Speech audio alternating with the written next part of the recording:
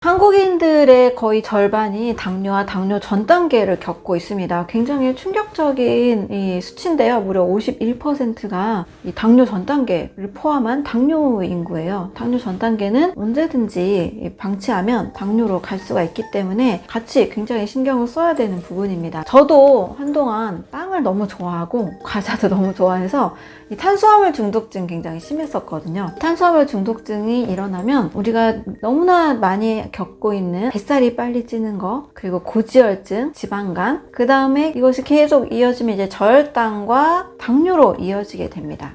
탄수화물이라는 것은 원래 나쁜 건 아닙니다. 문제는 정제 탄수화물이죠. 현미가 아닌 흰쌀밥, 통밀이 아닌 일반 밀, 이렇게 정제된 탄수화물 식사를 하게 되면 인체에서 이 분해 속도가 워낙 빨라서 굉장히 빠르게 혈당이 상승합니다. 한마디로 고혈당이 됩니다. 자, 인체는 지나치게 고혈당이 돼도 저혈당이 돼도 좋지 않아요. 항상성을 유지하기 위해서 적정한 혈당을 지켜줘야 되는데, 인위적으로 가공한 쌀과 밀은 혈당을 빨리 올려서 몸에서 혈당이 빨리 올라가면 쓰러질 수가 있기 때문에 바로 인슐린이라는 호르몬을 또 빠르게 분비를 하게 합니다. 인슐린은 당을 운반하는 호르몬입니다. 당을 필요한 곳에, 뇌에도 신경세포에도 근육에도 곳곳에 보내주는 아주 중요한 호르몬이죠. 그런데 고혈당이 되면 혈당을 또 빨리 내리기 위해서 인슐린이 급격하게 오면서 또 혈당을 훅 떨어뜨리게 됩니다. 무조건 빠르게 일어나는 변화는 좋지 않아요. 인체는 서서히 일어나는 변화가 좋습니다. 자, 이렇게 빠른 혈당은 빠르게 저혈당을 또 혈당을 툭 떨어뜨리면서, 자, 이 당분들을 어디로 이동시키느냐, 필요한 곳에 천천히 보낼 수 있는 여유가 없기 때문에 일단 간으로 빨리 보냅니다. 간에서는 글리코겐 형태로 저장이 됐다가 지방으로 서서히 바뀌어 버립니다. 필요할 때 원래 간에서는 다시 포도당으로 이것을 이용을 할 수 있는 장점이 있는데요. 이러한 필요할 때라는 것은 탄수화물 먹지 않을 때 끄집어내겠죠. 그런데 매일 자주 흰쌀밥, 빵, 과자, 케이크, 도너츠, 라면, 국수, 우동, 우리 이런 것들을 계속 이제 먹다 보면 간에서는 계속 이 당분이 쌓여서 지방간이 됩니다. 자, 그러면 혈중에도 이 당분이 떠돌아다니면서 지방으로 바뀐 고지혈증으로 이어지게 되죠. 자, 그리고 이것은 일단 쌓아놓기가 쉬운 것이 또 피하지방이죠. 뱃살로 축적을 하게 됩니다. 자, 이렇게 인슐린을 계속 자극하는 정제 탄수화물 식사를 계속 반복하게 되다 보면 이제 몸은 이 인슐린을 분비하는 데 있어서 굉장한 상당한 또 불편을 느끼게 돼요. 인슐린이 나오지만 당을 알아보지 못하고 운반시키지 못하는 인슐린의 저항이 생겼다 해서 인슐린 저항성이 생깁니다. 자, 이게 또 계속 오래 지속이 되다 보면 인슐린을 만드는 곳, 바로 췌장의 베타세포인데요. 이 췌장이 지치게 돼요. 자, 췌장은 두 가지 기능이 있거든요. 인슐린과 글루카곤, 혈당을 조절하는 호르몬을 만들기도, 또 탄수화물, 단백질, 지방, 이 소화 효소를 만드는 기능을 합니다. 한마디로 이 두 가지 호르몬과 효소를 만들어야 되기 때문에 굉장히 이 췌장은 일을 많이 하고 있죠. 그런데 너무 수시로 단 거 먹고 정제 탄수화물 계속 먹으면 췌장에서 인슐린을 계속 만들어야 되니까 결국 췌장의 베타세포에 문제가 생깁니다. 인슐린을 결국 만들지 못하게 되죠. 자, 그러면 이제 인슐린이 나오지 않아서 당을 운반할 수가 없게 돼요. 자, 그래서 당이 운반되지 못하고 요로 빠져나가는 당뇨병이 되는 겁니다. 기전이 잘 이해가 되셨죠? 네, 고지혈증, 지방간, 그다음에 저혈당, 당뇨병 모두 다 이어지게 됩니다. 특히 당뇨는 이제 혈관 자체가 고혈당으로 늘 가득 차 있어서, 당분으로 가득 차 있어서 모세혈관까지 영양소를 보내주지 못하게 되다 보니까 미세한 모세혈관 손상이 일어나고, 또 세포 괴사가 일어나고, 또 눈도 미세한 이 모세혈관들이 있잖아요. 이 망막에 변성이 일어나면서 혈관 질환으로 2차 합병증이 굉장히 심각하게 일어나죠. 또 최근은 인슐린 저항성과 치매, 알츠하이머도 연결이 되면서 인슐린 저항성으로 인한 온몸에 아주 큰 질병을 만들 수 있는 환경이 만들어지게 됩니다. 그래서 탄수화물 중독증은 조기 사이에 반드시 관리해 주셔야 돼요. 췌장에 과부하를 주기 전까지, 특히 만약에 지금 내가 당 떨어졌어 하면서 단계 땡기는 분들 계시죠? 사탕, 뭐 초콜릿 좀 들고 다니는 분들 계시죠? 당 충전해야 돼 하면서 이제 아주 달달한 뭐 커피 같은 거나 달달한 뭐 빵이나 음료수 찾으시는 분들 계시죠? 이때 반드시 관리하셔야 됩니다. 이게 바로 당뇨 전 단계이거든요. 인체는 적당한 혈당이 원래 늘 유지가 되게 돼 있어요. 저도 예전에는 저혈당도 겪어보고 당 떨어졌어 막 허기진 거 이런 거 겪어봤는데, 안전하게 이제 안전한 식사를 한 뒤에는 혈당이 제대로 유지가 되면 한 끼 두 끼를 굶어도 뭐 당 떨어졌어 어지러워 이런 거 없습니다. 내가 당 떨어졌다 어지럽다를 느끼는 분들은 빠르게 당뇨 전 단계로 지금 갈 수 있는 신호구나, 또는 당뇨 전 단계구나, 이렇게 인지를 하셔야 됩니다. 자, 그럼 이 탄수화물 중독증을 어떻게 해결할 수 있을까? 사실 우리가 단 것에 대한 욕구는 굉장히 본능이거든요. 단 거는 원래 사람이 좋아하게 돼 있습니다. 그 이유는 단 것, 당분을 우리는 에너지로 사용하기 때문이에요. 포도당을 에너지로 사용합니다. 과당, 자당을 에너지로 사용합니다. 한국인들은 주식이 쌀밥 문화이다 보니까 항상 이제 밥을 먹어야 식사를 한 것 같은 느낌적인 느낌이 있어요. 우리가 섭취하고자 하는 목표는 에너지원, 바로 당분과 지방입니다. 이 에너지원은 어떤 형태로 먹든 가공된 형태나 또는 효소가 파괴된 형태가 아닌 자연의 형태로 먹으면 충분히 인체가 에너지를 얻을 수 있습니다. 그게 꼭 쌀밥이 아니어도 되거든요. 근데 쌀밥을 너무 좋아한다 이런 분들 잘 들으시면 좋겠는데, 식사를 하기 전에 당분이 있고 아주 수분이 많은 과일을 한 200g 정도 드시면 좋습니다. 뭐 바나나 하나 정도, 사과 뭐 작은 거 하나 정도, 이런 걸 일단 드시면 과일의 수분, 과일의 당분이 절대 혈당 상승을 빠르게 일으키지 않아요. 과일은 당분이라서 혈당 문제를 일으키지 않나요? 라고 아주 그냥 단편적으로 생각하고 말씀하시는 분들 너무나 많은데요. 자연의 산물은 인체에 절대적으로 해로움을 끼치지 않습니다. 수분이 거의 뭐 90% 정도거든요. 나머지 10% 정도가 당분이고요. 많아봤자 포도 정도 15%밖에 되지 않습니다. 과일은 15% 당분인데, 여러분 쌀밥은 다 포도당이에요. 씹으면 다 포도당, 100% 포도당으로 바뀝니다. 수분 약간 있고, 그래서 혈당 상승을 빠르게 하는 것은 바로 흰 쌀밥이 가장 위험한 거죠. 흰 쌀밥이 당주수가 한 75 정도로 훨씬 높고요. 사과 36 정도밖에 되지 않습니다. 포도도 46 정도밖에 되지 않아서 현미 그거보다 더 안전합니다. 이렇게 과일을 식사 전에 하나 드시면 이제 수분과 이 적절한 이 당분이 혈당이 천천히 상승하기 때문에 쌀밥을 이후에 식사를 할 때 혈당 상승이 좀 느리게 되면서 이미 포만감이 어느 정도 있어서 밥의 양을 절반 정도로 줄일 수가 있어요. 그래서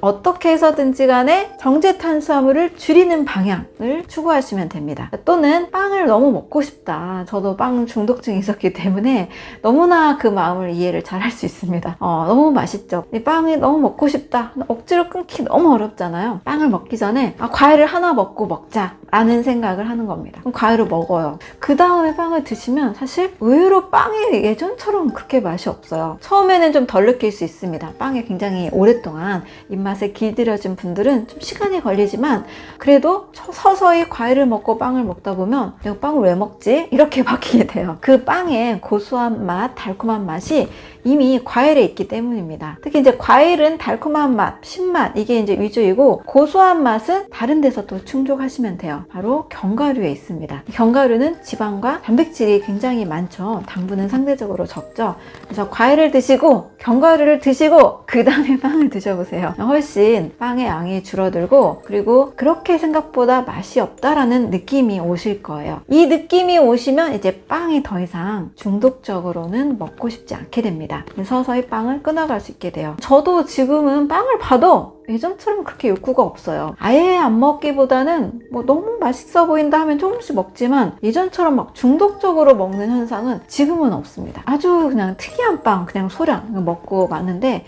바로 과일에 충분한 당분, 그리고 식이섬유, 견과류에 들어있는 고소한 맛, 또 단백질, 지방 이런 것들이 몸에 채워지고 나면 정제 탄수화물 또는 흰쌀밥, 또 빵 이런 탄수화물에 대한 욕구가 굉장히 줄어들 수 있습니다. 그래서 탄수화물 중독증이 있는 분들은 당뇨로 갈 수 있는 큰 위험이 있기 때문에 반드시 해결을 하시고 또 끊기 어렵다라면 과일과 또 견과류의 힘을 의지해 보시면 좋겠습니다. 과일 자체는 무려 9대 영양소가 담겨있는 굉장히 완벽한 음식입니다. 과일이 이제 씨앗부터 시작해서 나무에서 달려서 그 열매로 맺히는 가장 최종 결과물이잖아요. 자, 그럼 이 열매 안에는 절대 그냥 뭐 잎사귀 정도, 채소 정도의 그런 영양이 아니라 굉장히 많은 영양이 담겨 있습니다. 저는 과일을 9대 영양소라고 말씀을 드리는데요.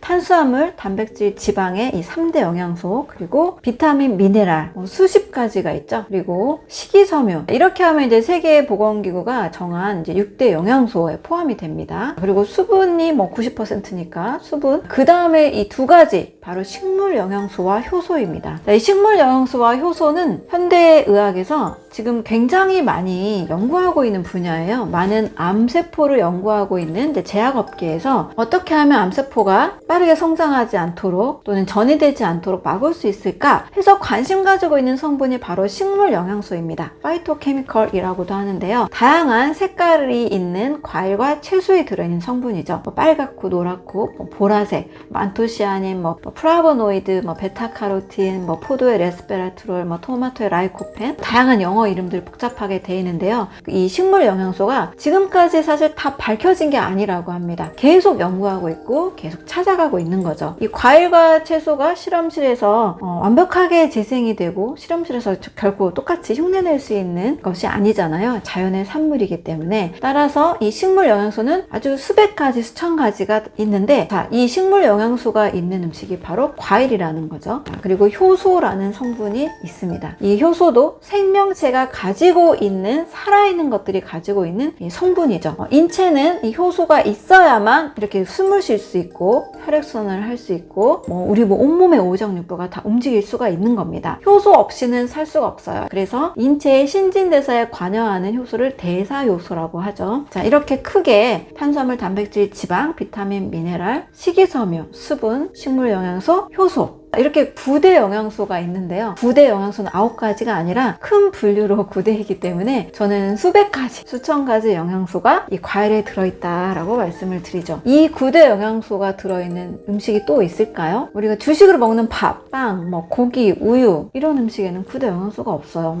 한두 종류밖에 없죠. 탄수화물 종류, 단백질 종류, 지방 종류, 이렇게 다양한 영양소가 복합적으로 들어있는 음식은 저는 최고의 음식이 바로 과일이라고 생각을 합니다.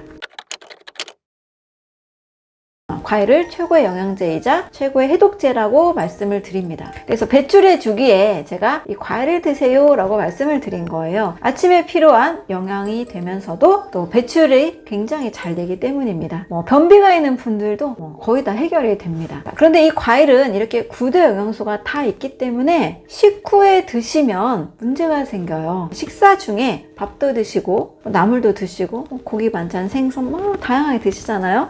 이렇게 많이 먹은 뒤에 또 과일에 이 영양이 또 들어온다. 이것도 하나의 엄청난 영양의 음식인데, 특히 과일의 당분과 식사 중에 먹었던 나물, 채소 이런 식이섬유가 만나면 발효가 일어납니다. 쌀밥을 먹었기 때문에 당분도 충분해요. 그런데 과일에 당분이 또 들어와요. 또 식이섬유가 만나요. 또 수분과 섞입니다. 자, 섞이는 건 좋지 않아요. 식사는 단순한 식사가 좋다 그랬죠. 또 이 섞여버리기 때문에 식사 후에 과일을 먹었는데 뭔가 좀 가스가 찬다, 속이 불편하다, 나는 술을 안 마시는데도 지방간이 있고 간 수치가 높다, 이런 분들 특징이 바로 식후 과일 습관이 있는 분들입니다. 과일은 절대 식후에 드시는 디저트가 아니고요, 하나의 식사로 완벽한 음식이에요. 그래서 과일은 아침에 식사로 드시는 방법, 점심 식사나 저녁 식사 또 한 번 더 드셔도 무관합니다. 저는 가장 최고로 소화에 에너지를 쓰지 않고 좋은 컨디션의 식사법으로 하루에 2끼 과일식을 추천을 드리고요. 한 끼는 한국인이니까 한식 먹고 싶잖아요. 저도 쌀밥 좋아하기 때문에 한 끼 정도 한식 드시는 거 이거 굉장히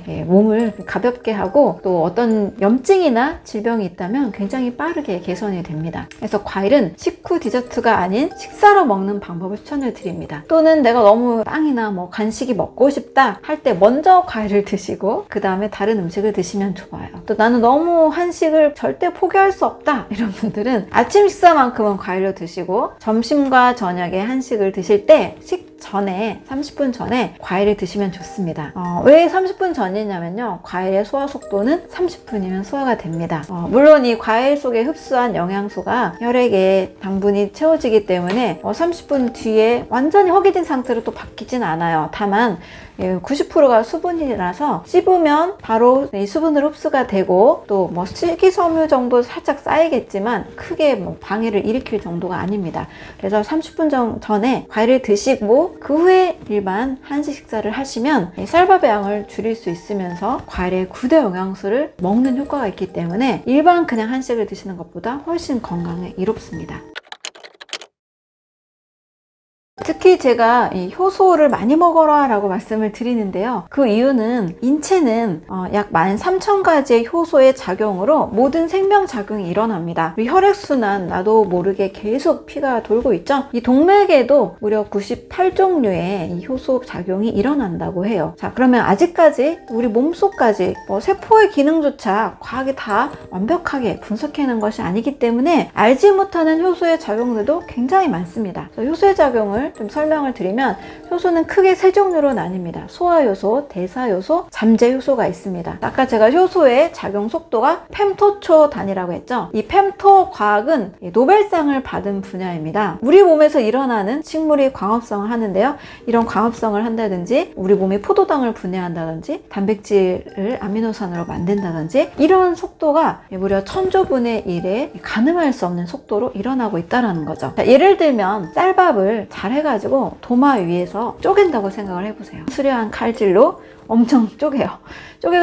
쪼개면 포도당이 될까요? 쪼개질 뿐 절대 포도당으로 바뀌지 않습니다. 그래서 탄수화물이 포도당이 되는 속도 100만 년이 걸릴 속도를 하나의 아밀라제, 이 소화효소가 작용을 해준다고 합니다. 자, 근데 몸은 소화효소만 있는 게 아니죠. 물론 소화효소는 굉장히 중요합니다. 먹어서 영양소를 만들어내야 되기 때문에 피와 살과 에너지를 만드는 작용 때문에 굉장히 중요합니다. 그런데 이 소화에 작용하는 우리 몸의 에너지가 전체 에너지 약 60%예요. 그러니 소화를 시키지 않으면 썩어버리기 때문에 이 소화 효소를 만드는 힘도 굉장히 중요한 거죠. 내 소화 효소만 있는 게 아니고 내 몸이 계속 알아서 오장육부, 신진대사가 계속 움직이고 있죠. 그리고 뇌도 굉장히 빠르게 수만 가지 생각을 동시에 하고 있죠. 이런 모든 대사에 관련한 이 효소가 바로 대사효소입니다. 대사효소는 아직 그 기능을 다 밝히지 못했어요. 대사작용에 효소들이 작용하고 있구나. 백혈구만 해도 면역작용을 하잖아요. 9가지 이상의 이 효소들이 백혈구의 작용에 관여를 하고 있다. 아주 밝혀낸 정도가 굉장히 적습니다. 어쨌든 이 효소가 있어야만 우리 몸의 신진대사가 돌아가고 있는 거죠. 자, 그런데 이 대사효소만 있는 게 아니고 또 잠재효소가 있습니다. 이 잠재효소는 뭐냐? 여러분 비상금이 필요할 때가 있잖아요. 통장에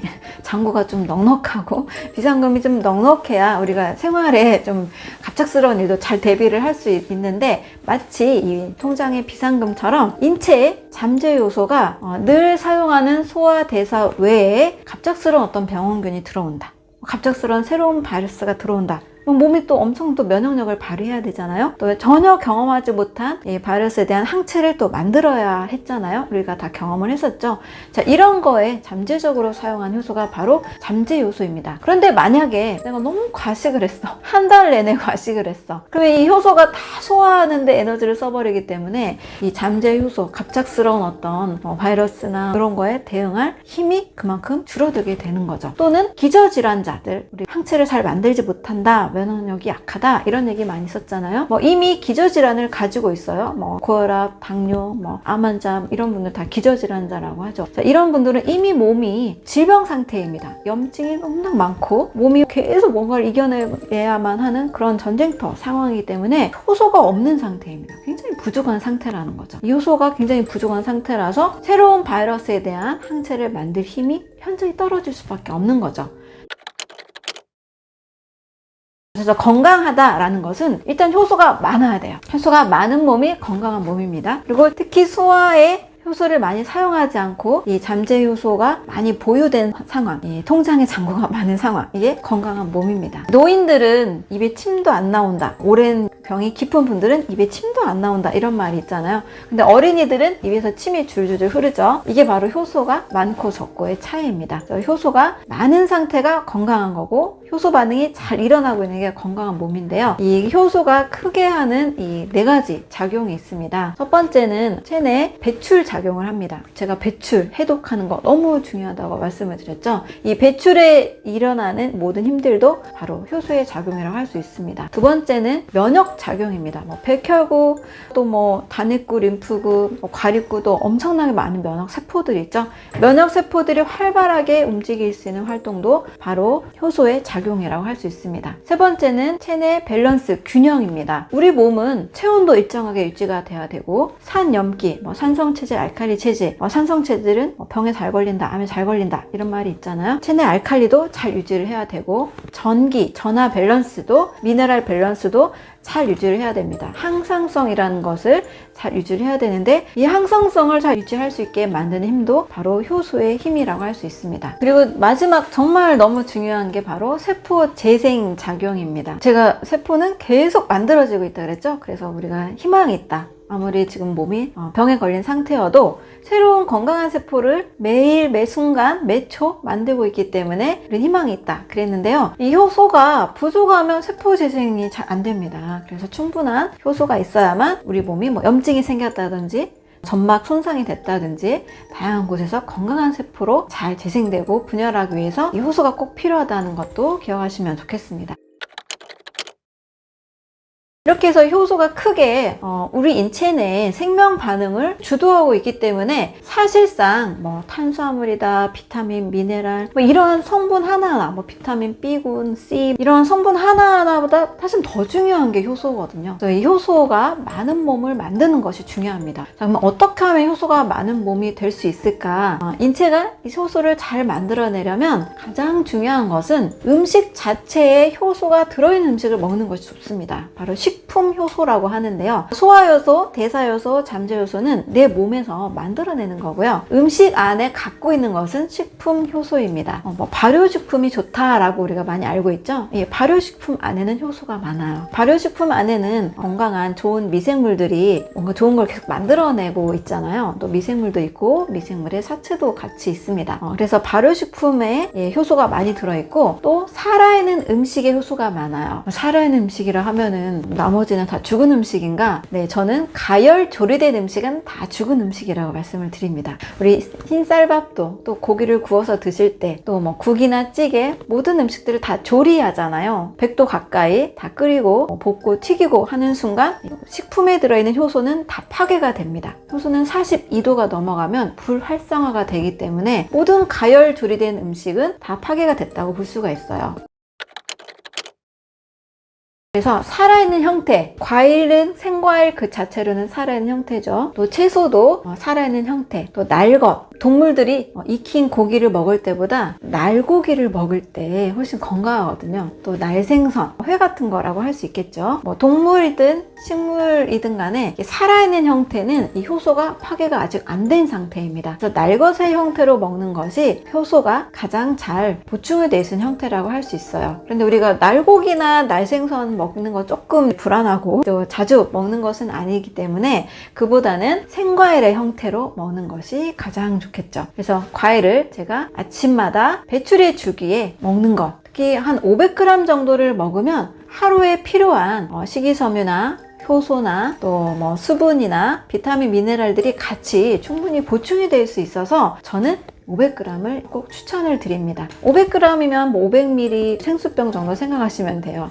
그 정도 양을 과일로 드시는 겁니다. 그래서 이 과일을 통해서 효소를 충분히 섭취하는 것. 식사 중에는 한국인이니까 밥을 꼭 먹게 되잖아요. 최대한 소화가 잘 되는 식사로 현미 잡곡이든 볶은 국식이든 이렇게 식사를 하시면서 최대한 살아있는 형태, 좀 살아있는 형태를 조금은 좀 드셨으면 좋겠어요. 너무 맵고 짠 양념이 다 된 반찬만 드시면 되면 밥을 많이 먹게 돼요. 또 국도 사실은 나트륨이 굉장히 많이 들어있잖아요. 그럼 우리는 짠 것들로만 계속 둘러싸여져 있거든요. 그래서 저는 꼭 배추라든지 뭐 쌈채소라든지 김이나 다시마나 곰피 같은 그냥 양념이 되지 않은 살아있는 그 형태, 거기에 뭐 소스나 뭐 쌈장이나 좀 젓갈이나 이런 소스 정도를 같이 먹는 정도로 식사를 좀 좋아하는 편입니다. 그리고 짠 음식은 좀 최소로 먹으려고 노력을 하는 편이에요.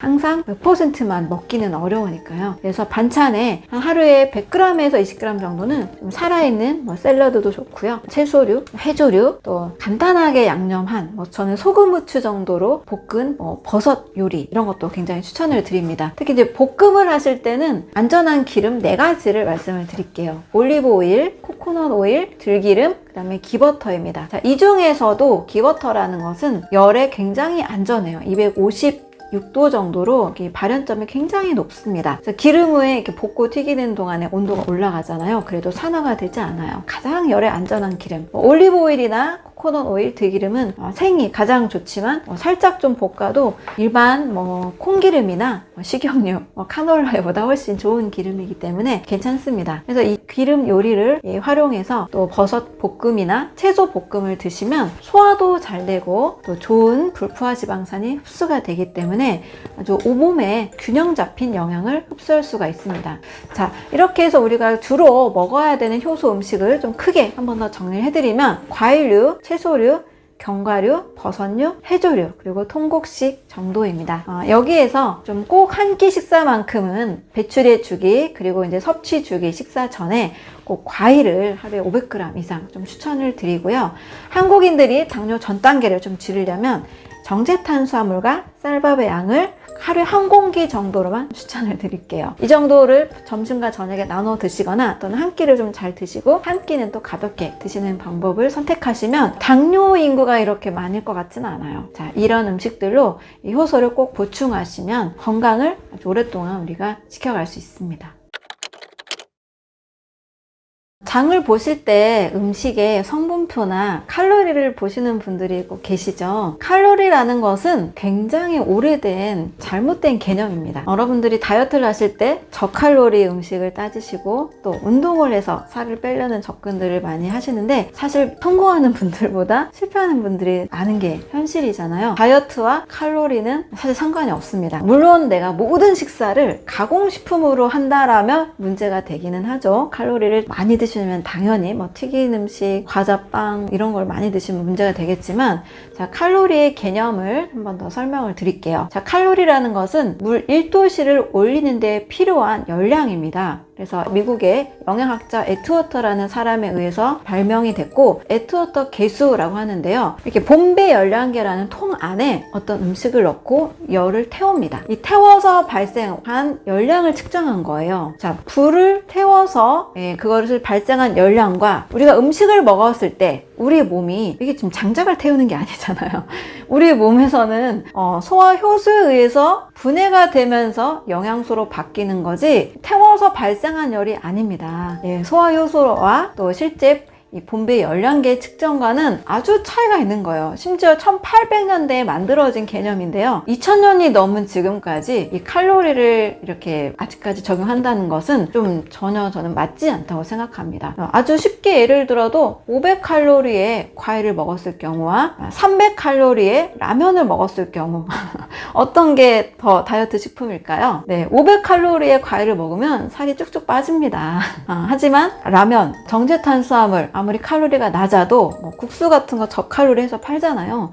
아무리 칼로리가 낮아도 이런 음식으로는 살을 빼기가 굉장히 어렵습니다.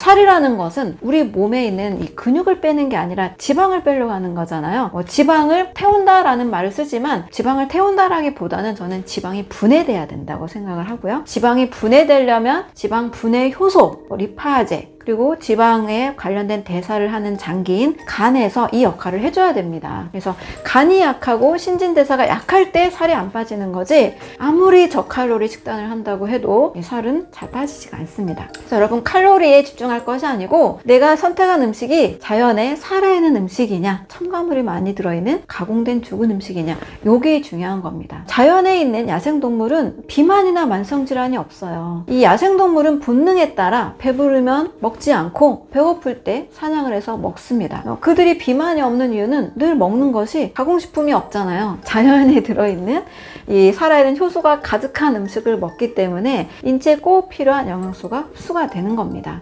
따라서 여러분, 칼로리보다 내가 선택한 음식이 자연이냐 가공이냐, 요것을 더 많이 생각해 보시면 좋겠습니다.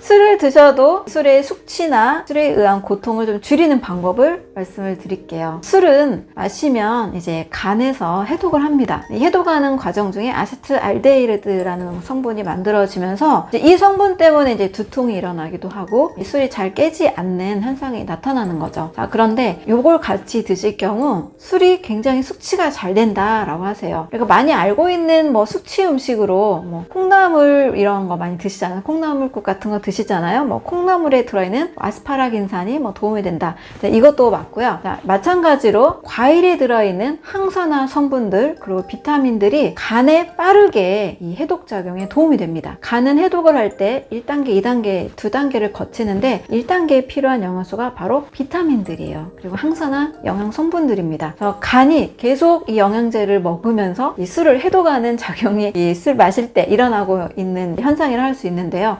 과일을 드실 경우 굉장히 숙취가 잘 된다, 두통이 없다, 이런 얘기들 하시고, 또 부작용으로는 술이 너무 잘 깨니까 술을 더 먹게 된다 이런 부작용도 있기는 합니다.